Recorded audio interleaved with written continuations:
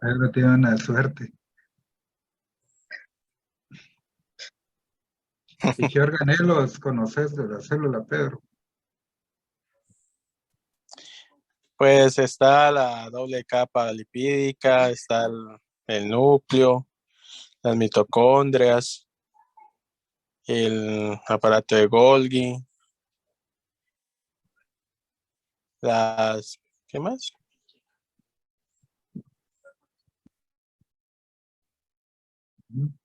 Entonces, Valeria. Que me recuerdo es eso.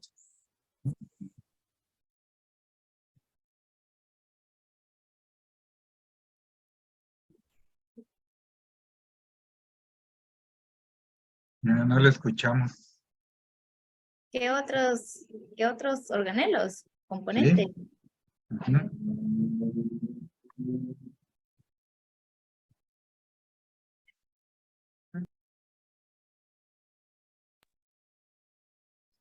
¿Esos no?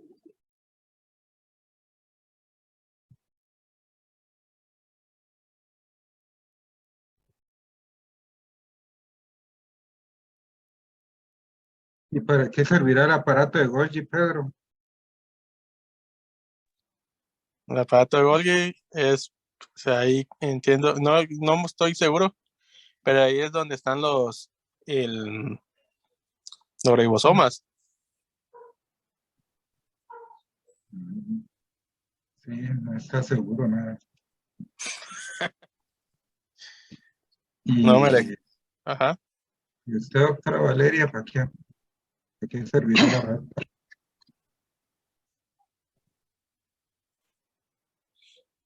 Está en el retículo citoplásmico. El aparato. Y ahí están las proteínas y los lípidos. Ahí es donde se acumulan las proteínas y los lípidos en el aparato de Golgi. ¿Quién fue el doctor Golgi, Julio?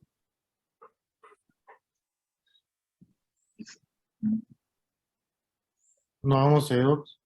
Sabe. Para resolver esa duda va a hablar Pablo. Adelante, Pablo, entonces. Bueno, gracias, doctor. Buenas tardes. Pues sí, la clase de hoy es la célula y sus componentes. Realmente es una clase un poquito de mucha biología básica, de lo que hemos visto antes.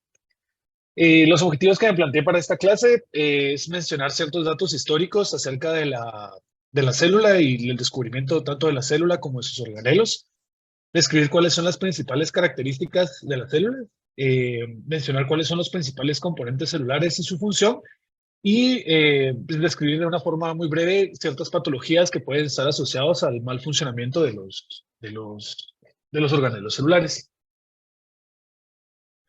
Entonces, para empezar con un poco de historia, en efecto, acá tenemos una pintura de Robert Hooke, que fue un científico inglés que en 1665, con el uso de un microscopio de luz, prácticamente esta fue la descripción que él hizo y que anotó en su cuaderno, que tomó un pedazo de corcho, lo cortó y luego lo examinó al microscopio y que percibió que tenía una apariencia porosa, muy parecida a un panal de abejas, que le dio el nombre de células, de latín celdas, ya que según él describió, le recordaba mucho a la forma de las celdas en las que vivían los monjes en los monasterios. Este es el dibujo que realizó Robert Hooke en 1665, que prácticamente lo que él estaba observando acá eran los residuos de las paredes celulares pues de las células vegetales que habían conformado el corcho en su momento. También importante es de mencionar a Anton van Leeuwenhoek, que también fue un científico holandés, pues que su profesión no era científico, sino que él realmente se dedicaba a vender ropa, pero que en su tiempo libre le gustaba construir microscopios hechizos y también se pasaba el tiempo viendo ciertos objetos en los microscopios. La historia dice que él escribía varias cartas a la Royal Society of London.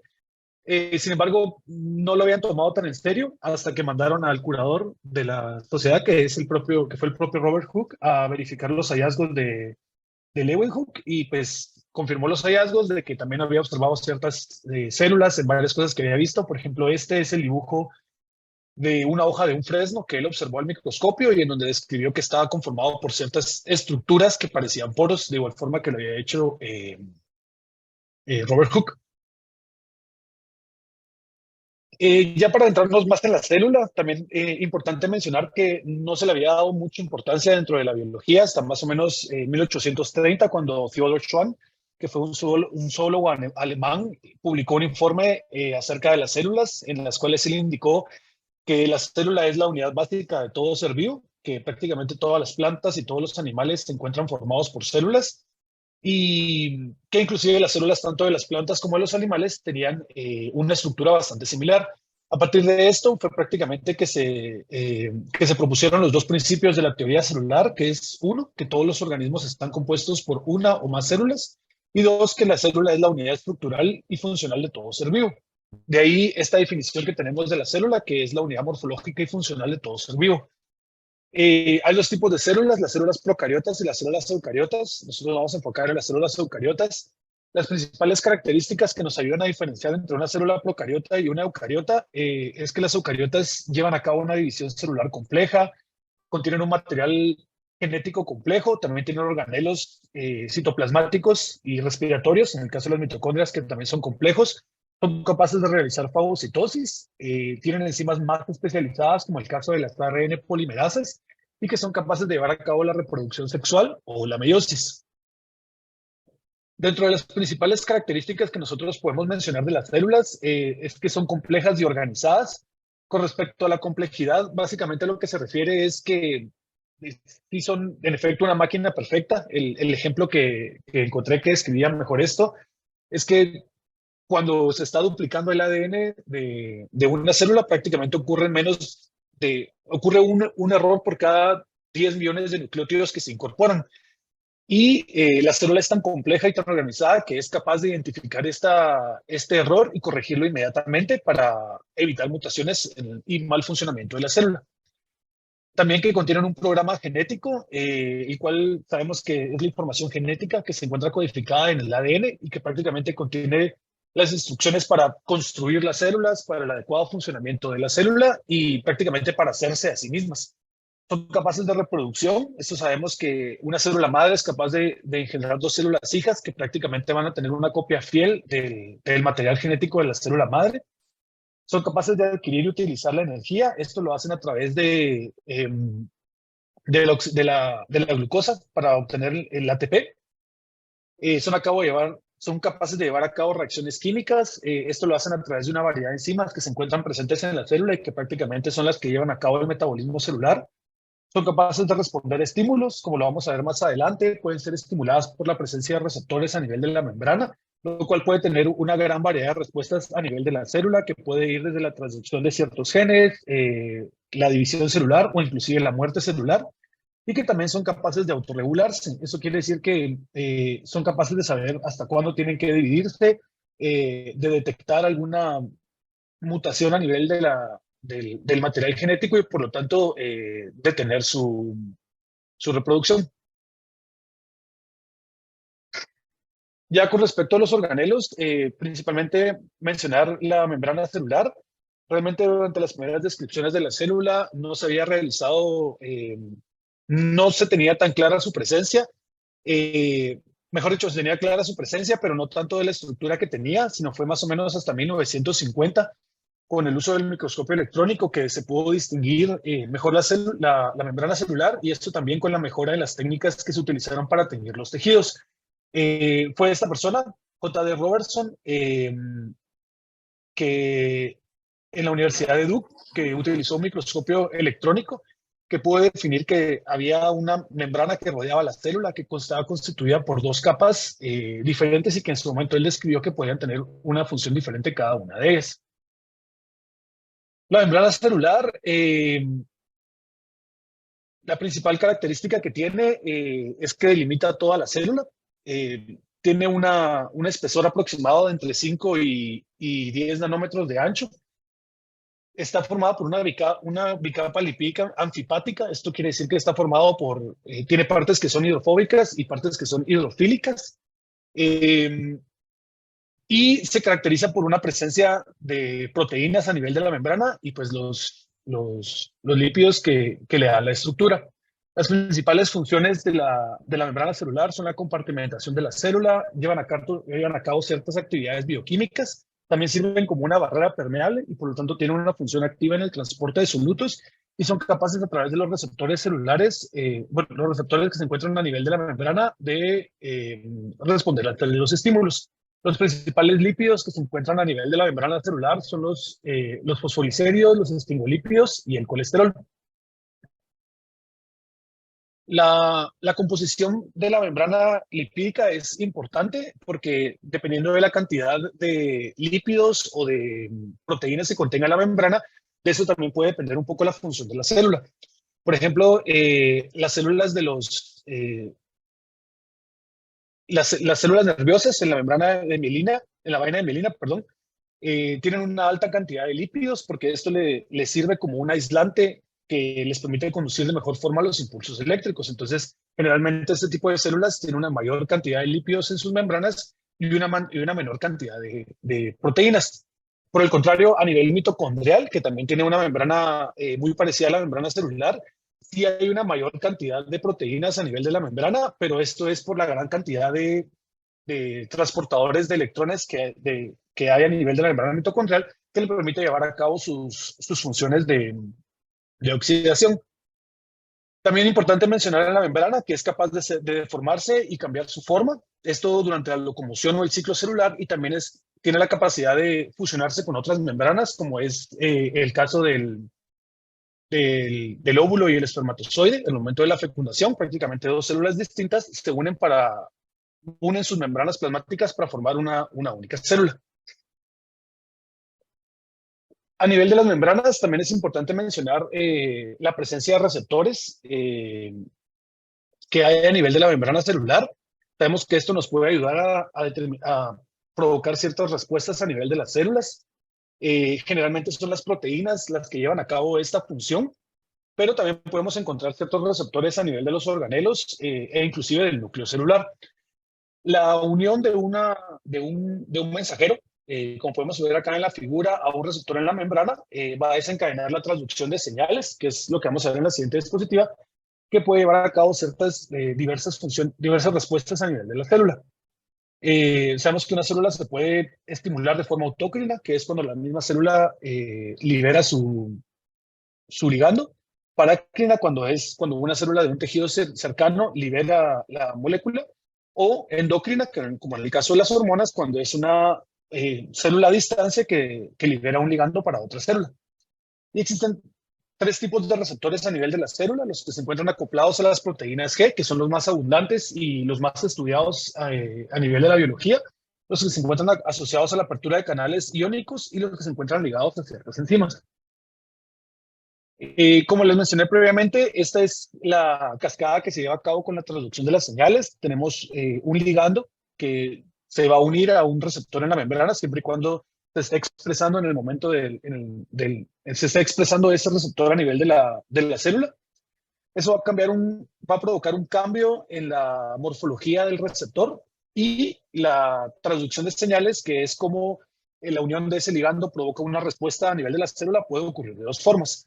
Uno es que el mismo receptor libere un segundo mensajero que pues, va a provocar una cascada de activación o inactivación de ciertas proteínas, o que el receptor cambie su forma en la cara que ve hacia el citoplasma, lo que permite la unión de una proteína y nuevamente desencadenar toda la cascada que lleva a la transducción de señales. Y todo esto prácticamente puede llevar a ciertos cambios a nivel de la célula, como por ejemplo la transcripción, supervivencia de la célula, síntesis de ciertas proteínas, movimiento o muerte celular, o cambios en el metabolismo de la célula.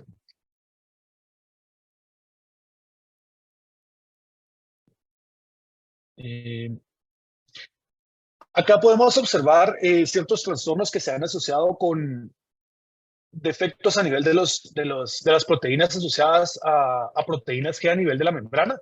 Me pareció interesante que cuando hay una activación de este receptor, que es el del oncogen GSP, el paciente tiene más predisposición a padecer de tumores pituitarios y tiroideos. Y cuando hay una inhibición en el oncogen GIP, puede haber predisposición del paciente para padecer tumores adrenocorticales y también del ovario. Y también hay una lista acá de ciertas enfermedades genéticas que pueden ocurrir cuando existe defectos en el momento de sintetizar los receptores acoplados a las proteínas G.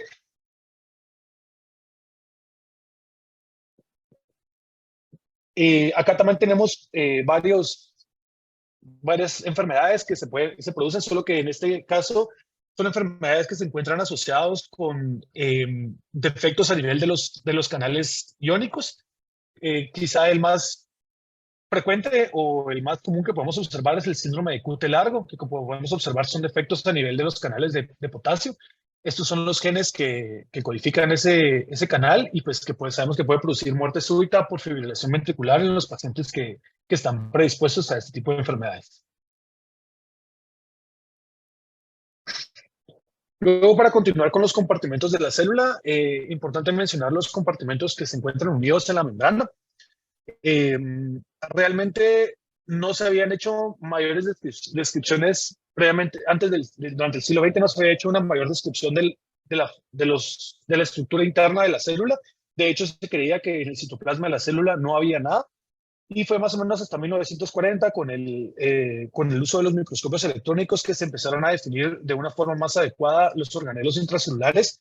Y fue de esta forma como se empezó a describir tanto el retículo endoplásmico como el complejo de Golgi, que son definidas como una red dinámica integrada de transporte intracelular y que se encuentran unidos tanto a la membrana celular como al núcleo celular. Para empezar, con el retículo endoplásmico, las primeras descripciones se habían hecho a través de microscopios de luz que los habían descrito como tinciones basófilas dentro de la célula que denominaron ergastoplasma. Pero de igual forma, hasta 1950 más o menos, cuando se comenzaron a utilizar los microscopios de luz, fue que se logró definir de forma más adecuada el retículo endoplásmico y se determinó que esa tinción basófila que tenía en las primeras observaciones por microscopía de luz era por la alta cantidad de ARN que hay a nivel del retículo endoplásmico. Tiene dos subcompartimentos, el retículo endoplásmico liso y el retículo endoplásmico rugoso. El retículo endoplásmico rugoso se caracteriza por la presencia de ribosomas en su cara más externa o la cara citoplasmática, mientras que el retículo endoplásmico liso no contiene ribosomas. El retículo endoplásmico rugoso es una red de sacos aplanados que prácticamente lo que van a formar son estas estructuras que se conocen como cisternas, donde cada capa se conecta una con la otra y es continuo desde la membrana externa celular hasta el núcleo celular. Mientras que las estructuras que forman el retículo endoplásmico liso pues no contienen los ribosomas, lo que le da esa característica de ser liso, y son más que todo cilindros que se encuentran al final del retículo endoplásmico rugoso. El retículo endoplásmico liso participa en varias funciones y se puede encontrar muy desarrollado en ciertas células, como por ejemplo a nivel del músculo esquelético, ya que participa activamente en el secuestro de calcio y su liberación al momento de la contracción celular. Y también tiene un importante papel en la síntesis de hormonas esteroideas, principalmente a nivel de las glándulas suprarrenales y de las gónadas. Y en los hepatocitos ayuda al metabolismo o desintoxicación de ciertas componentes como el etanol.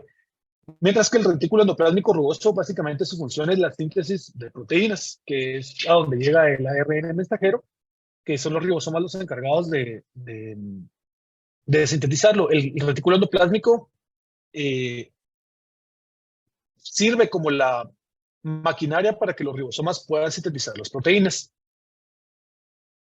Los ribosomas, como mencioné, están presentes a nivel del retículo endoplásmico rugoso. Son organelos citoplasmáticos que no se encuentran delimitados por una membrana y se encuentran formados por proteínas ribosómicas y el ARN ribosómico. Como podemos observar acá, se encuentran presentes a nivel de la cara citoplasmática del retículo endoplásmico rugoso. Se conocen como se les denominó prácticamente los centros celulares de traducción, y son los que se encargan de la síntesis de proteínas con el ARN mensajero que llega desde el núcleo celular.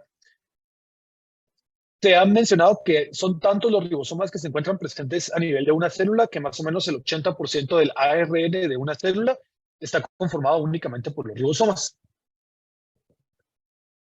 Luego tenemos el aparato de Golgi, que fue descubierto por Camillo Golgi, un médico italiano, en 1898. Él lo que hizo prácticamente fue utilizar una tinción de un metal en células nerviosas y con esto descubrió el aparato de Golgi y por eso ganó en 1906 el Premio Nobel a Medicina por este descubrimiento.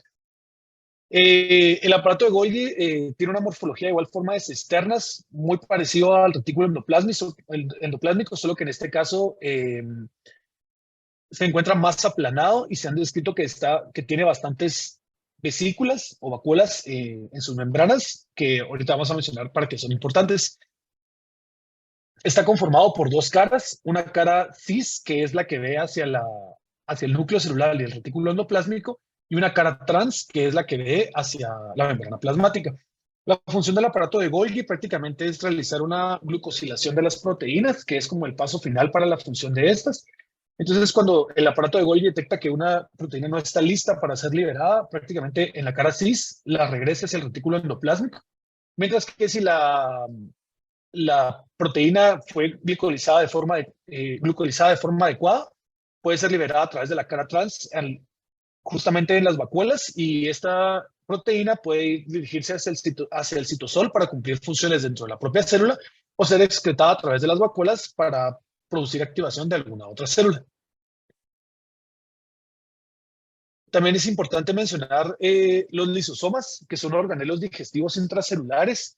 Se han descrito que los lisosomas contienen aproximadamente 50 enzimas hidrolíticas que se encuentran producidas por el retículo endoplásmico, por lo que los lisosomas prácticamente son capaces de hidrolizar cualquier macromolécula que se encuentre dentro de la célula. Se les conoce como hidrolasas ácidas, ya que tienen actividad con pH ácido. De hecho, el pH óptimo que está descrito para los lisosomas es de 4.18. Pueden cumplir con dos funciones muy importantes. Uno es la descomposición de material extracelular que puede ingresar a la célula, y también tienen un papel importante en el momento del recambio de los organelos. Como podemos ver aquí en la figura, tenemos un autofagosoma de mitocondrias que probablemente ya habían perdido su función. Llega el lisosoma, las membranas del autofagosoma y el lisosoma se fusionan para formar un autolisosoma, y es cuando comienza la hidrolización. Y a partir de acá pueden haber dos pasos, que puede ser la exocitosis del material o la retención del material como gránulos de pigmento de lipofuscina. Estos gránulos tienden a acumularse en la célula y se han llegado también a ser descritos como una característica del envejecimiento de la célula. Mientras más gránulos de lipofuscina tenga una célula, generalmente más edad, podríamos decir, tiene la célula, y de hecho esto es una de las características que puede activar la apoptosis en la célula cuando hay muchos gránulos de lipofuscina acumulados. Con respecto a las enfermedades que pueden ocasionarse, realmente no encontré que hubiese alguna enfermedad genética per se provocada por la disfunción del retículo endoplásmico del aparato de Golgi. Sin embargo, en un par de revisiones que hice, sí están asociados con el desarrollo de ciertas enfermedades neurodegenerativas, principalmente con Alzheimer. Esto debido a que la mala síntesis de las proteínas puede llevar a hipoxia neuronal y por tanto el desarrollo de estas enfermedades, pero también se han visto implicados en el desarrollo de aterosclerosis, diabetes tipo 2 e inclusive el cáncer. Lo que sí me pareció interesante es que sí encontraron una mutación missense en el gen TULP1, que produce una alteración en el retículo endoplásmico que se ha asociado con el desarrollo de retinitis pigmentosa, que es una enfermedad que produce una disfunción de la retina en la que la persona va perdiendo progresivamente la capacidad de visión. Y es progresiva en el sentido de que primero pierde la visión a distancia, luego la vista de cerca, luego va perdiendo la capacidad de diferenciar los colores y así hasta prácticamente llegar a la ceguera.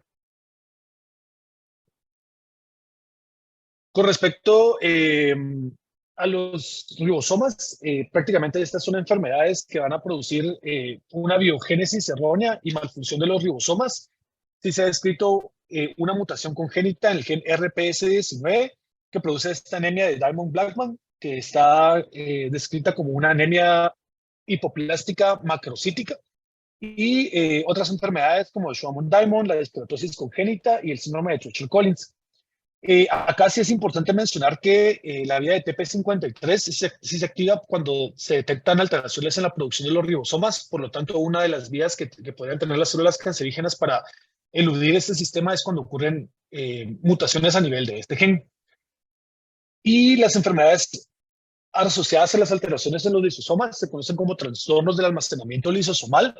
Prácticamente en estas ocurre acumulación de ciertas moléculas dentro de la célula. La más estudiada es la enfermedad de Tay-Sachs, en la que hay una deficiencia de N-beta hidroxonisinidasa, que lo que produce es la acumulación del gangliósido M2 a nivel de las neuronas y que puede llevar a trastornos del desarrollo psicomotor y otros trastornos neurológicos en los pacientes que lo padecen. Generalmente es una enfermedad que está asociada a personas de ascendencia judía. Para continuar con la célula, el descubrimiento de las mitocondrias realmente está descrito como un hecho colectivo, no es como que una persona lo haya descrito inicialmente, como fue, por ejemplo, con el aparato de Golgi. De 1880 se realizó una descripción de ciertas estructuras dentro de la célula que se conocieron como sarcosomas, pero no fue hasta 1916 cuando se lograron unificar los términos y se expandió el uso del término mitocondria. En 1960 fue que se descubrió el ADN mitocondrial. Las mitocondrias son conocidas como las centrales energéticas de la célula.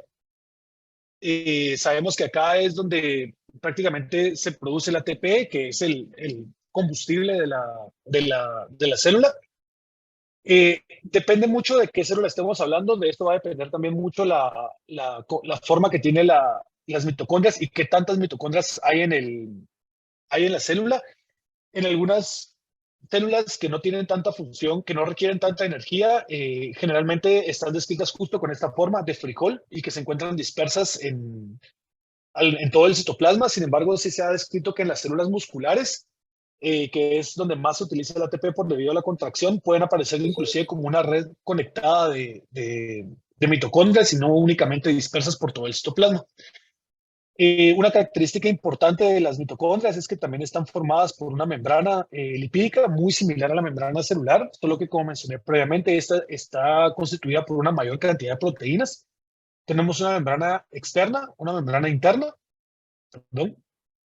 Las crestas mitocondriales, que son en donde se llevan a cabo diferentes funciones que se encuentran asociadas con el metabolismo oxidativo de la célula y donde ocurre principalmente la cadena de transporte de electrones y por lo tanto la formación de ATP.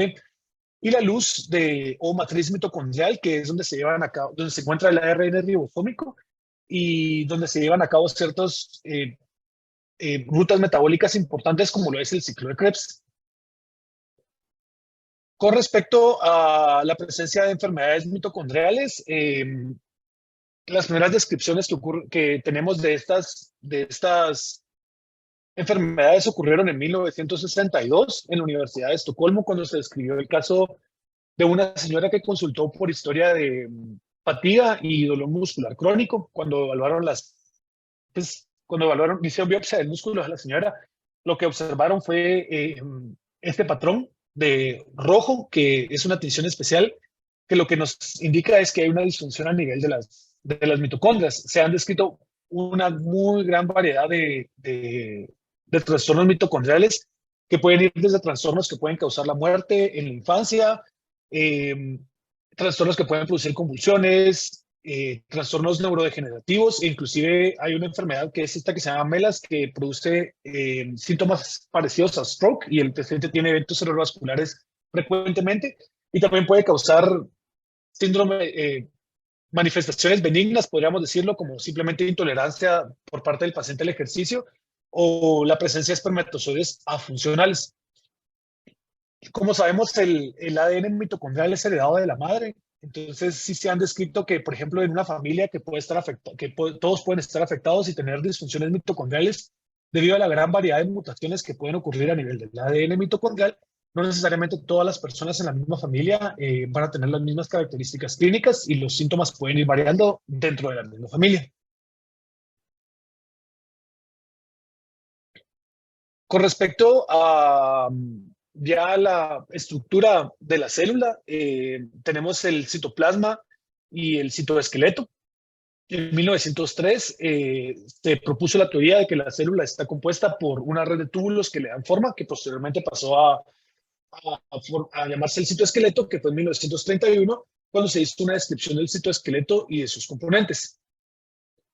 El citoplasma es una dispersión coloidal donde se encuentran alojados los organelos celulares. Está descrito que está formado en un 70% por agua y el resto solo son enzimas y proteínas que justamente forman esta matriz coloidal, donde se encuentran los organelos. Y el citoesqueleto, su función principal es la de dar un sistema de soporte a la célula. Está descrito como una red tridimensional de proteínas que le va a proveer de soporte interno a la célula, nos va a ayudar a organizar las estructuras celulares y también participa activamente en el transporte intracelular y la división celular. Está formado por 3 componentes principales, que son los microtúbulos, los microfilamentos y los elementos intermedios. Y como mencioné, las principales funciones son la estructura y soporte de la célula, el transporte intracelular, la contractilidad y motilidad, especialmente a nivel de los miocitos, y la organización espacial de la célula. No encontré muchas enfermedades que pudieran estar asociadas a alteraciones genéticas del citoesqueleto, sin embargo, sí está descrito que las alteraciones en los genes TG737, PC1 y PC2, bueno, que en los genes que producen estas proteínas, sí se ha encontrado una asociación con el desarrollo de enfermedad poliquística del riñón, y se han descrito otras enfermedades como la enfermedad de Bardet-Biedl, que está caracterizada por hipoplasia de las manos y visceromegalia, y se ha implicado, aunque no se ha determinado que sea el 100% cierto, que puede tener una implicación en el situs inversus. Con respecto al núcleo celular, las primeras descripciones del núcleo celular fueron realizadas por Van Leeuwenhoek, que es uno de los descubridores de la célula. De hecho, estos dibujos son de él y justamente el círculo que vemos en el centro es el núcleo de eritrocitos de salmón, que a diferencia de los eritrocitos de los mamíferos, estos sí conservan su núcleo. Y este es un dibujo realizado por Walter Fleming, en el que es una descripción de una célula, de una glándula salival de un mosquito, en el que podemos observar cómo él describió que estaban organizados los cromosomas de esta célula. El núcleo es la parte de la célula en donde se encuentra contenido el material genético de la misma. Está compuesto por una envoltura nuclear, que son 2 láminas que se encuentran una encima de la otra y que delimitan y separan el núcleo del resto de la célula. En la envoltura nuclear se encuentra la presencia de varios poros nucleares, que son canales que permiten el paso bidireccional de moléculas tanto hacia dentro del núcleo como hacia fuera del núcleo. Sí son muy selectivos al momento de ayudar en el transporte pasivo de ciertas moléculas y que siempre y cuando sean solubles en agua y no permite el paso de proteínas muy grandes. Dentro del núcleo se encuentra el nucleoplasma, que es prácticamente una dispersión coloidal muy similar a la del citoplasma, en donde se encuentra alojada la cromatina. De igual forma, está formada más que todo por agua y ciertas proteínas y enzimas que participan en el metabolismo de los nucleótidos. El nucleolo, que está más que todo descrito como un suborganelo, ya que no se encuentra rodeado por una membrana, y está formado de repeticiones en tándem de ADN ribosómico, y pues su principal función es codificar el ADN ribosómico y los ribosomas. Y por último, la cromatina, que es la forma en la que se encuentra presente el ADN a nivel del núcleo, corresponde prácticamente a la asociación del ADN, el ARN mensajero y las proteínas que se encuentran en la interfase de las células eucariotas y que prácticamente constituyen el genoma de la célula. Esta es un esquema de cómo es que se encuentra organizado el ADN dentro del núcleo celular. Tenemos la doble hélice de ADN, que lo que va a hacer es que da vueltas en ciertas proteínas que se llaman histonas. De esta forma es como que va enrollado el ADN. Más o menos cada 6, las histonas cuando se juntan forman nucleosomas. Los nucleosomas contienen aproximadamente 200 pares de bases de ADN y cada 6 nucleosomas el ADN vuelve a dar otra vuelta que se conoce como solenoide. Y los solenoides vuelven a dar vueltas sobre sí para formar últimamente la cromatina, que está escrito que cada vuelta de la cromatina contiene aproximadamente 100.000 pares de bases del ADN. Y esto es lo que forma prácticamente el estado normal en la célula, es como observamos la cromatina dispersa en el núcleo celular. Sin embargo, ya cuando este se condensa, pues forma los cromosomas, que es lo que observamos al momento de la división celular. Y eso era lo que tenía preparado para hoy. Gracias.